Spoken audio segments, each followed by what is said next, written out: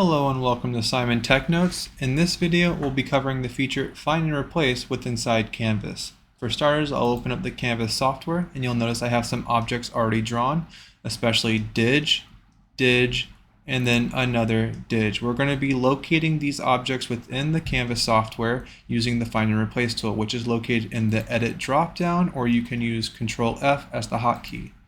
There are some features I want to cover with this dialog box. Notably, global versus pages. I can search throughout the whole project or I can search with just pages. And then the scope will help define your search or refine it however you want to look.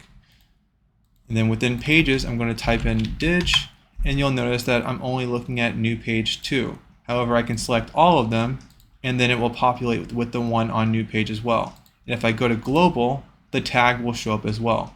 If I type in dig1 and replace all, it will replace it in every single location. dig1, and of course, dig1. Thank you for stopping by. Have a great day.